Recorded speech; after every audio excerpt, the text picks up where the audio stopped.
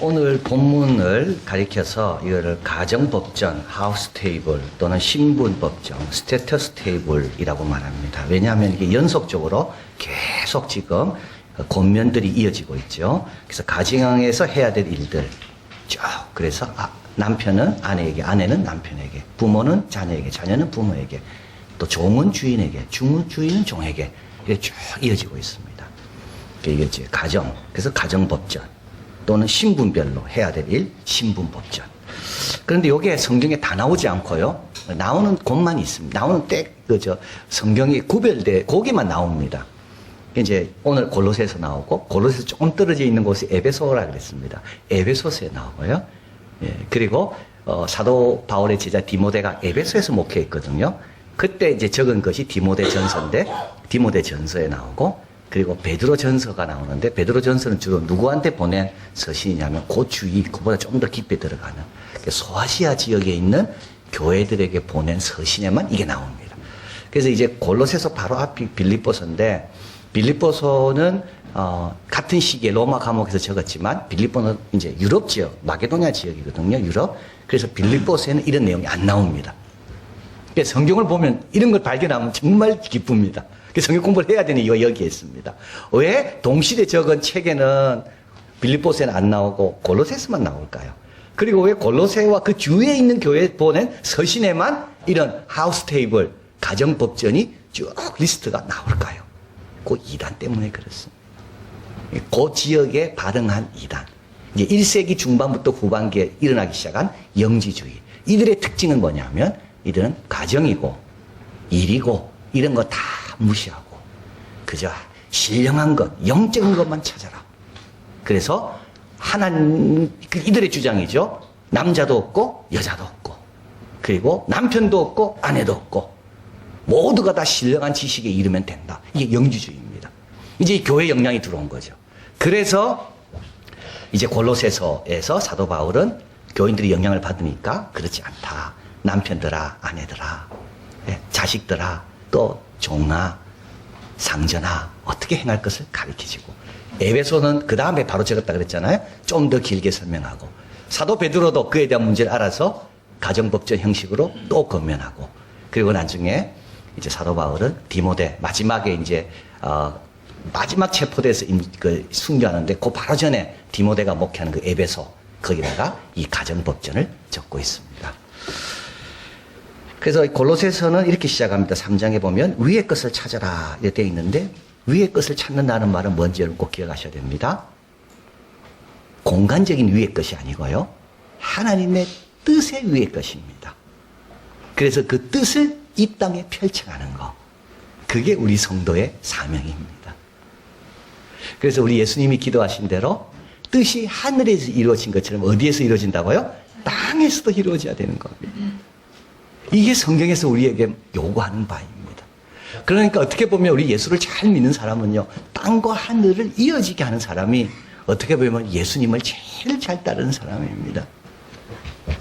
자, 그래서 이제 이게 가정법전이 바로 그겁니다. 아버지의 뜻이 이거기 때문에 그걸 가정에서, 자녀 관계에서, 부부 관계에서 실천해라. 이 가정법전에는 특정한 구조가 있습니다. 이 구조는 보면 가까운 데서부터 먼 관계로 나갑니다. 처음에 아내와 남편, 그 다음에 부모와 자녀, 그 다음에 종과 상전. 그 다음에 또 가정법전은 양쪽에 다 이야기합니다.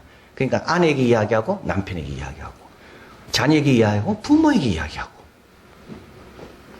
종에게 이야기하고 상전에게 이야기하고. 제가 미국에서 공부할 때 그때 한참 유행했던 그런 여성 신학자가 있습니다. 하버드 대학의 이제 교수인데요. 조지 신학자인데, 피오렌자라는 교수입니다. 이 여성은 얼마나 유명한지 그 책 제목 자체가 In Memory of Her입니다. 그래서 복음이 전파되는 것마다 이 여인이 행한 것이 기념되게 하리라. 그 책은 아주 유명한 책입니다. 근데 그분이 좀 실수한 게 있죠. 그게 뭐냐면 사도 바울을 너무 가부장적, 여성을 무시한다고 막 욕한 겁니다. 근데 그때 듀크 대학의 하워드 요더라는 교수가 이렇게 반박하는 것을 전 지금도 기억합니다. 모르는 소리 하지 마라. 그 당시 누가 종에게 이야기하고 자녀에게 이야기하고 아내에게 이야기했냐. 성경에서 그들을 대화의 상대로 여긴 것 자체가 그들을 소중하게 여긴다는 증거다. 하나님은 다 이야기하시는 겁니다. 이게 가정법전의 구조고요. 또 이제 명령 바로 그 다음에 이유가 나옵니다. 이게 참 중요합니다. 아내에게 명령하죠. 그리고 그 이유가 있습니다. 주 안에서 마땅한 것이기 때문에. 자녀에게 명령합니다. 그 이유가 있습니다. 주 안에서 기쁘시게 하는 거기 때문에. 종에게 이야기합니다. 이유가 있습니다. 유업의 상은 주님이 주실 것이기 때문에. 17절. 이제 가정법전 시작되는 18절부터 시작되는데 그 바로 앞에 있는 절입니다. 읽어봅니다. 또 무엇을 하든지 말에나 이래나 다 주 예수의 이름으로 하고 그를 힘입어 하나님 아버지께 감사하라. 자, 여러분, 제가 남편입니다. 그러면요, 예수님이 남편이면 어떻게 하실까? 요게 답입니다. 내가 자녀입니다. 예수님이 자녀라면 어떻게 하실까? 요게 답입니다. 내가 부모입니다. 예수님이 부모라면 우리 자녀가 어떻게 할까? 요게 답입니다. 아주 간단하죠. 모든 기독교인의 행동의 근거는 다 어디에 있습니까? 예수님이 어떻게 보실까입니다. 답은 아주 간단합니다. 내가 주인입니다. 그러면 종업원들이 어떻게 할까요? 예수님이 주인이라면 어떻게 하실까? 간단합니다. 내가 종업원입니다. 예수님이 여기에 취직됐다면 예수님이 어떻게 하실까? 간단합니다. 바로 그겁니다. 복잡한 게 아닙니다. 예수님이 그 자리에 계신다면 어떻게 하실까? 말에나 행동에나 주 예수의 이름으로 하고. 그게 모든 것의 동기요 목적입니다. 자, 그럼 먼저 부부관계를 봅니다. 18절 읽어봅니다. 아내들아 남편에게 복종하라. 이는 주 안에서 마땅하니라. 참 우리 여성들이 읽기 싫어하는 구절입니다. 남편에게 뭐 복종할 뭐지. 마음에도 안 드는데 무슨 복종. 생각도 하기 싫고 어떨 때는 생각만 하면 화가 나고. 그렇죠. 사도 바울은 이 구절 때문에 여성의 영원한 원수가 되었다. 여성들이 사도 바울을 싫어합니다. 왜냐하면 남편에게 복종하라 그랬거든요. 근데 여러분, 성경을 제대로 알아야 됩니다. 여기서 복종이라는 단어는 자발적인 복종이고요. 예수님께서 아버지에게 하신 복종입니다. 우리 예수님은 하나님이시지만 그 아버지를 높이고 인정하고 아버지가 존귀되길 원하셔서 스스로 아버지 앞에 다 순종하는 그 순종이 여기 말하는 복종입니다. 여러분, 가치와 역할을 구분할 줄 알아야 됩니다.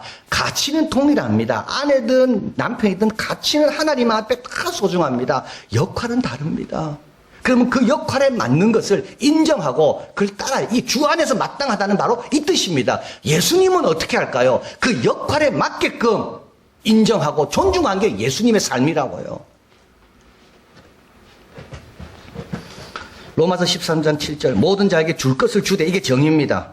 공세를 받을 자에게는 공세를 바치고 국세를 받을 자에게는 국세를 바치고 두려워할 자를 두려워하고 존경할 자를 존경하라. 이게 정의입니다. 여러분, 가정에 정의가 없다는 말은 뭘까요? 남편이 받아야 될 인정을 못 받을 때요, 그 가정에는 정의가 없는 겁니다. 그럼 남편들은 어떻게 해야 됩니까? 19절 읽어봅니다. 남편들아 아내를 사랑하며 괴롭게 하지 말라. 여기 사랑이라는 말은 육적인 사랑의 에로스가 아닙니다. 친구적인 우정, 그런 필레오도 아닙니다. 여기 사랑은 아가페입니다. 우리 남편들이요, 정말 기도 많이 해야 됩니다. 이런 사랑 하려면요. 아가페입니다. 아가페. 돌보고 책임지고 섬기는 것. 괴롭게 하지 말라는 말은 쓰라리게 하지 마라. 학대하거나 무정하거나 힘들게 하지 마라. 아내를 힘들게 하면 안 됩니다. 아내를 힘들게 하는 사람은 제일 어리석은 사람입니다. 두 가지를 모릅니다. 그 사람은. 아내가 힘들어지면 가정이 힘들어지고 본인도 힘들어집니다. 그걸 모르는 거예요. 그래서 하나님께서는 아담에게 돕는 배필을 주신 거예요, 사실은. 에베소 5장 28절 이같이 남편도 자기 아내 사랑하기를 제 몸과 같이 할지니 자기 아내를 사랑하는 자는 누구를 사랑하는 거라고요? 자기를 사랑하는 거라고요. 그러니까 여러분, 아내 함부로 하는 사람은요, 정말 모르는 사람입니다. 자기 몸을 해치고 있는 거예요. 그리고 또 한 가지 아내를 소중히 여겨야 되는 것은 베드로전서 3장 7절 아까 말씀드렸죠. 베드로전서 2단에 의해서 가정관계가 다 지금 무시되려고 할 때 베드로가 서신을 적은 겁니다. 한번 읽어봅니다. 남편 된 자들아 이와 같이 지식을 따라 너희 아내와 동거하고 저는 더 연약한 그릇이요 또 생명의 은혜를 유업으로 함께 받을 자로 알아 귀히 여기라. 이는 너희 기도가 막히지 아니하게 하려 함이라. 아내를 왜 소중히 여겨야 되고 돌봐야 되고 함부로 하면 안 됩니까? 아내는요 생명의 은혜를 유업으로 함께 이을 자입니다. 이 말은 하나님의 일꾼들입니다. 하나님 나라의 종들입니다. 하나님께서 귀하게 사용하시고 택하신 하나님 나라의 백성들입니다. 이를 힘들게 하고 내가 기도한다고 기도가 안 됩니다. 그러니까 여기 연약한 그릇이라는 말은 체질이 다르죠. 남자와 여성은. 그럼에도 불구하고 하나님의 역할에 있어서는 전혀 차이가 없습니다. 우리 하나님은 그 여성의 기도, 여성의 봉사, 여성의 순종, 그걸 귀하게 보시고 그로 인하여 하나님 나라의 뜻을 이루어 가신다. 그래서요, 여성들을 힘들게 하면 안 되는 거예요. 자, 두 번째, 이제 가정법조는 부부에도 나아가서 자녀로 나아가죠. 20절 한번 읽어봅니다. 자녀들아 모든 일에 부모에게 순종하라. 이는 주 안에서 기쁘게 하는 것이니라. 자, 이게 부모에게 순종하라는 순종은 아까하고 다릅니다. 그 성경 공부를 해야 되는 이유가 여기 있습니다. 성경 공부를 안 하면 헷갈리는 거예요. 여기서 순종하라는 말은 우리가 예수님께 순종하는 순종입니다. 그러니까 자녀가 부모에게 순종하는 거는요, 아내가 남편에게 순종하는 것하고 차원이 다릅니다. 이거는 밑에 사람이 위에 사람을 따르는 걸 뜻하는 겁니다. 부부는요, 동등합니다. 부모 자식은요, 동등하지 않습니다. 부모에게 잘 따라야 되는 거예요. 부모가 훌륭해서가 아닙니다. 그게 맞기 때문에 그렇습니다. 주 안에서 기쁘시게 하는 거라 그랬잖아요. 그게 우리 주님이 기뻐하는 거기 때문에 그렇습니다. 우리 예수님의 부모는 어땠을까요? 마리아와 요셉은 참 훌륭합니다. 그러나 예수님의 수준에는 못 미칩니다. 시골 출신이고요. 예수님이 왜 저런지 잘 모를 것도 많았습니다. 근데 예수님은 어떻게 했을까요? 누가복음 2장 51절 읽어봅니다. 예수께서 한 가지로 내려가사 나사렛에 이르러 순종하여 받드시더라. 받드시더라는 말은 계속 순종했다는 겁니다. 우리 예수님은 천상의 성부께 순종하지만 그렇다고 지상의 부모에게 해야 할 일을 소홀히 하지 않으셨습니다. 여러분, 부모에게 함부로 하는 사람 주님이 기뻐하지 않습니다. 부모에게 순종하고 좋은 마음을 가지려고 노력하는 거 주님이 기뻐하십니다. 우리 예수님이 그렇게 사셨거든요. 자, 그리고 또 아비들에게 말합니다. 21절 읽어봅니다. 아비들아 너희 자녀를 경록해 말지니 낙심할까 하노라. 자, 여기 보면 아비들이란 말이 나오는데 이 경록해 한다는 말, 아비들, 낙심 다 기억할 필요가 있습니다. 로마는 아버지의 권한이 절대적으로 주어진 사회였습니다. 그래서 로마는 아버지가 집에 오면 총독처럼 행사했습니다. 아들을 감옥 보내든지 채찍질할 수 있습니다. 사슬로 매든지 들판에 일하게 하든지 죽게 하든지 어떤 일도 아버지 권한입니다. 아무도 거기에 대해서 대들 수도 없고 법적으로 조치도 못합니다. 아버지의 권한입니다. 그래서 가부장이라는 말이 어디서 나왔냐? 로마에서 나왔습니다. 그래서 헬라만 해도 그러지 않았습니다. 그래서 헬라 사람들이 로마 사람들을 보고 아주 잔인하다고 이야기했습니다. 폴 벤너는 사생활의 역사, 로마 제국부터 천년까지 해서 로마 자녀들은 아버지가 죽기만을 원한다 그랬습니다. 그래서 이 제목이 아버지 죽이기 사회입니다. 아버지가 사라지기만 원하는. 왜냐하면 아버지가 있는 한 어떤 것도 불안하거든요. 노예들은 한 번 해방하면 다시 노예를 못 삼았다 그래요. 근데 자녀는요, 자녀인 한 노예로 여러 번 팔 수 있다. 노예로 팔았잖아요. 그럼 이 사람이 열심히 해서 자유노예가 됐습니다. 근데 아버지가 살아있어요. 아버지가 또 팔 수 있대요. 계약의 자유, 아버지가 무효화시키면 무효화됩니다. 공직에 나갔습니다. 아버지가 내려오라면 내려와야 됩니다. 아버지 죽기만 기다렸어요. 아버지 죽이기 사회. 자, 그런 아버지들에게 사도 바울이 말합니다. 자녀를 화내게 만들지 마라. 노엽게 말하라. 앤드루 링컨은 자녀들이 다음의 경우 화가 나고 상처받는다고 말합니다. 과도하고 엄격한 훈육, 비합리적인 요구, 뭐 영어도 하고 수학도 하고 뭐 체육도 하고 비합리적인 요구, 유치원 갔다 오면 또 이 학원 가야 되고, 다음 또 저 학원 가야 되고. 비합리적인 요구. 권위를 남용하는 것, 독선적인 것, 듣지 않습니다. 공평치 못한 것. 우리 다 해당되는 겁니다. 계속 잔소리하고, 괴롭히고, 정죄하는 거. 그러니까 네가 안 되지, 뭐 이런 말 하는 거예요. 그러니까 너는 이 모양이지. 절대 그런 말 하지 마십시오. 정죄하는 거. 굴욕감을 주는 것. 자녀의 필요와 감정에 현저하게 무감각한 것. 부모가요, 너무 바빠서 그래요. 부모가 딴 일에 너무 마음이 가 있기 때문에 자녀들이 지금 뭐로 힘들어하고 뭐에 관심이 있고 뭐를 좀 하기를 원하는지 관심이 없어요, 부모가. 그러면 자녀가 어떻게 된다고요? 자녀가 화가 난다고요. 상처를 받는다고요. 상처가 되면 낙심하게 된다. 이 낙심이라는 뜻이 뭐냐면 막 뻗어나가야 되는데 그 부모 때문에 장애물이 딱 걸려있어서 뻗어나가지 못하는 게 이게 낙심입니다. 하나님의 축복과 말씀으로 자유롭게 확 발전해야 되는데 성장해야 되는데 늘 이게 걸려있는 겁니다. 그래서 자녀들이 성장을 못하는 거죠.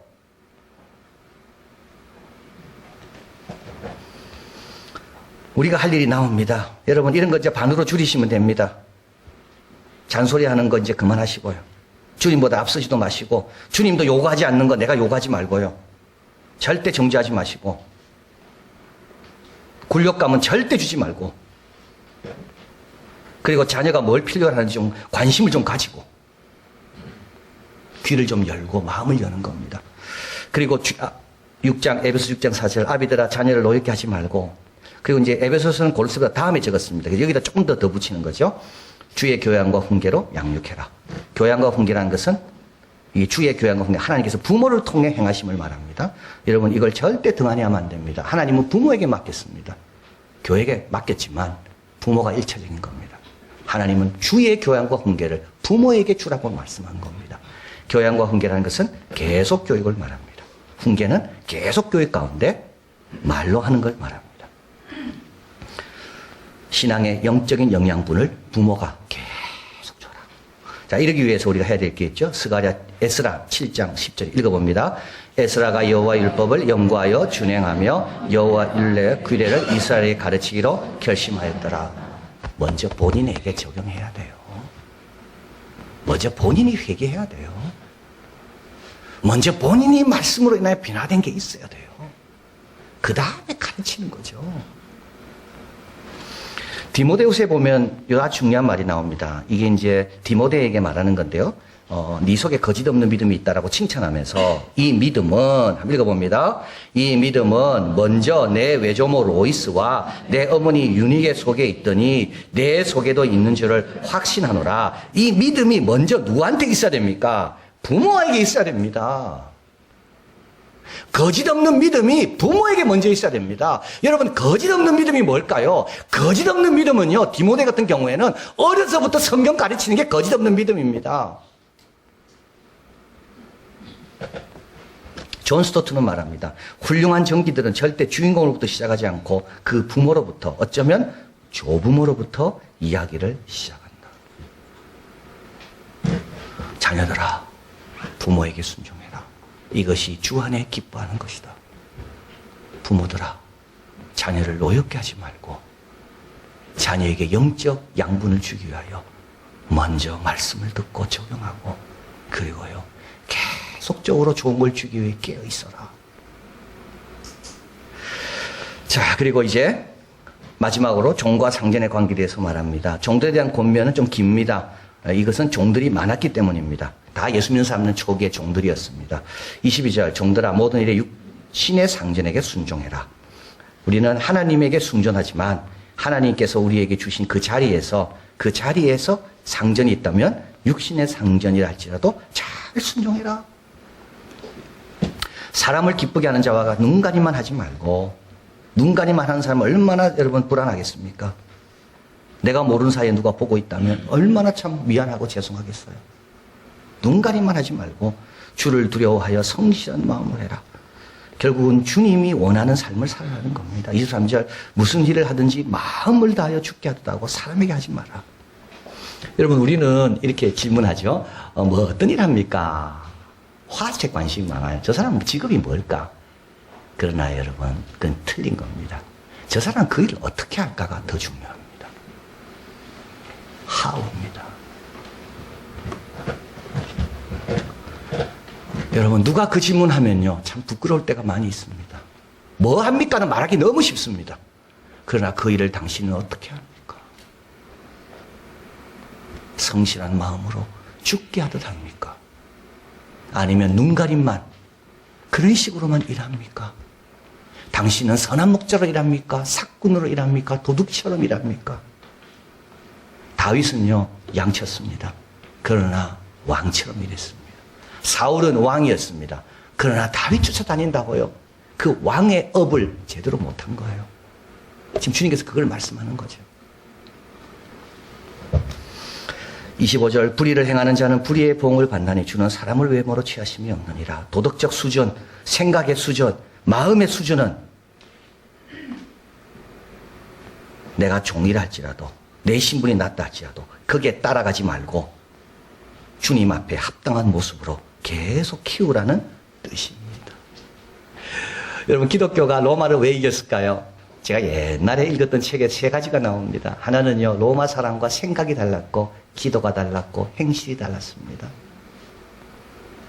위치가 다른 게 아닙니다. 우리는 위치 갖고 자꾸 이야기하잖아요. 그런데 기독교가 로마의 백성들의 마음을 얻은 것은 우리 성도들이 생각이 달랐고, 기도가 달랐고, 행실이 달랐다는 겁니다. 지금 이걸 이야기하는 겁니다. 종들아, 너희 생각, 너희 행실이 예수님이 계시면 할 그 모습으로 하라는 거예요. 그리고 주인에게 이야기하죠. 상전들아, 의와 공평을 종들에게 베풀고 너희에게도 하늘의 상전이 계심을 알지어다. 우리 오늘 본문에 어떻게 보면 내용의 총 결론에 해당되는 말씀입니다. 갈라디아서 같이 읽겠습니다. 6장 7절 9절.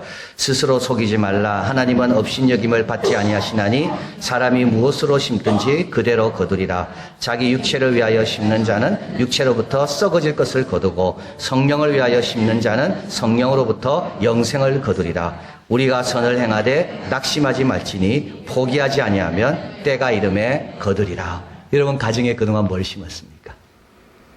여러분, 남편에게 뭘 심었나요? 아이들에게 뭘 심었나요? 직장에서 뭘 심었습니까?